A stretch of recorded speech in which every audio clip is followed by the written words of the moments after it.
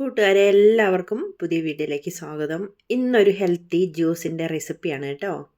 Carrot വെച്ചാണ് നമ്മളിത് തയ്യാറാക്കിയെടുക്കുന്നത്. കുട്ടികൾക്കും മുതിർന്നവർക്കൊക്കെ വളരെ ഹെൽത്തിയാണ്. എന്നാൽ ഇത് റെഗുലറായിട്ടൊന്നും കഴിക്കാൻ പാടില്ല കേട്ടോ. ഒരുപാട് സൈഡ് എഫക്ട്സ് ഉണ്ട്. ഇടയ്ക്കൊക്കെ നമുക്ക് ഇതേപോലെ ഹെൽത്തി ആയിട്ട് ഉണ്ടാക്കി കഴിക്കാം. സ്കിന്നിനൊക്കെ കളർ കിട്ടാനും വൈറ്റമിൻ എ ഒക്കെ ധാരാളം ഉണ്ട്. കണ്ണിനൊക്കെ നല്ലതാണ്. റെഗുലറായി ഒരിക്കലും കഴിക്കാൻ പാടില്ല ക്യാരറ്റ് ജ്യൂസ്.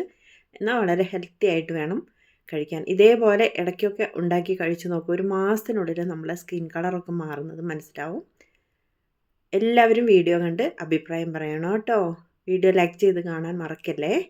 ആദ്യം ആവശ്യത്തിനുള്ള ക്യാരറ്റ് എടുത്ത് കഴുകി വൃത്തിയാക്കിയിട്ട് ഇതേപോലെ നൈസായിട്ട് ഞാനൊന്ന് കട്ട് ചെയ്തെടുത്തു. എന്തിനാണെന്ന് വെച്ചാൽ മിക്സിയിലിട്ട് അടിക്കുമ്പോൾ എളുപ്പമാവാൻ വേണ്ടിയിട്ടാണ് കേട്ടോ. ഗ്രേറ്റ് ചെയ്തും എടുക്കാം. വേവിച്ചും നമുക്ക് ഉപയോഗിക്കാം. വേവിച്ചുപയോഗിച്ചാൽ അതിൻ്റെ ഗുണം കിട്ടില്ല. അതുകൊണ്ട് പച്ചയ്ക്ക് തന്നെയാണ് ഞാൻ ജ്യൂസ് ഉണ്ടാക്കുന്നത്.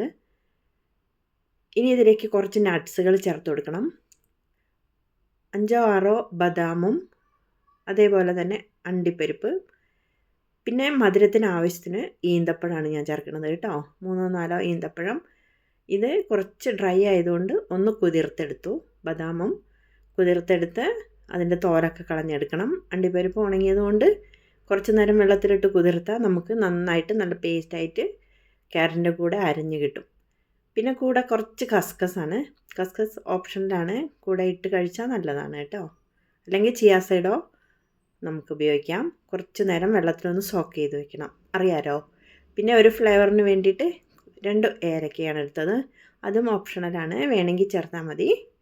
ഇനി നമുക്ക് ക്യാരറ്റ് ജ്യൂസ് തയ്യാറാക്കിയെടുക്കാനായിട്ട് ഒരു മിക്സിയുടെ ജാറിലേക്ക് ക്യാരറ്റ് ഇട്ട് കൊടുക്കാം.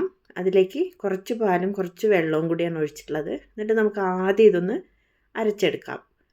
ഇത് പച്ചയ്ക്ക് അരയ്ക്കണതല്ലേ, അപ്പോൾ നമുക്ക് നല്ല പേസ്റ്റായിട്ടൊന്ന് അരച്ച് കിട്ടാൻ വേണ്ടിയിട്ടാണ്. ഏകദേശം ഒരു 1/4 ഭാഗത്തോളം നല്ല പോലെ ഒന്ന് അരച്ചെടുത്തിട്ടുണ്ട്. വേവിച്ചാൽ വളരെ സ്മൂത്തായിട്ട് കിട്ടും. പക്ഷേ അപ്പോൾ അതിൻ്റെ ഗുണം കിട്ടില്ല കേട്ടോ. അതുകൊണ്ടാണ് ഞാൻ പച്ചയ്ക്ക് തന്നെ അരച്ചെടുത്തിട്ടുള്ളത്. 2 ഏലക്ക ചേർത്ത് കൊടുക്കാം.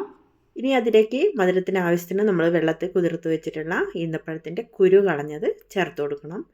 പിന്നെ കാഷ്യൂനട്ടും ബദാമും കയ്യിലുള്ള നട്ട്സ് ചേർത്ത് കൊടുക്കാം കേട്ടോ. അത് അധികമൊന്നും ചേർക്കണ്ട. 2-3 അല്ലെങ്കിൽ 4-5 ക്യാരറ്റിൻ്റെ അളവിനനുസരിച്ച് ചേർത്താൽ മതി. അല്പം പാലും കൂടി ഒഴിച്ച് നന്നായിട്ടൊന്ന് അടിച്ചെടുത്തു. കുറച്ച് മധുരം കുറവുള്ളതുകൊണ്ട് അതിലേക്ക് കുറച്ച് തേൻ ചേർത്തു കേട്ടോ. കുട്ടികൾക്ക് കഴിക്കുമ്പോൾ ഒരിത്തിരി മധുരം ഉണ്ടെങ്കിലല്ലേ അവർ കഴിക്കുകയുള്ളൂ. അപ്പോൾ നല്ല തേൻ ചേർത്ത് ഒന്നും കൂടി അടിച്ചെടുത്താൽ മതി കേട്ടോ. ഇനി നമുക്കതിലേക്ക് ഒരല്പം ചിയാ സീഡ്സോ കുറച്ച് നട്ട്സൊക്കെ വേണമെങ്കിൽ മേലെയൊക്കെ ഡെക്കറേറ്റ് ചെയ്യാം. സൂപ്പറായിട്ടുള്ള ടേസ്റ്റി ആയിട്ടുള്ള ക്യാരറ്റ് ജ്യൂസ് ഇവിടെ റെഡി ആയിട്ടുണ്ട്. എല്ലാവരുടെ അഭിപ്രായം പറയണേ.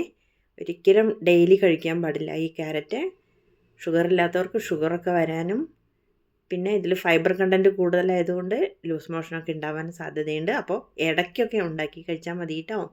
എല്ലാവരുടെ അഭിപ്രായം പറയുമോ. വീണ്ടും നമുക്ക് മറ്റൊരു വീഡിയോയുമായി കാണാം.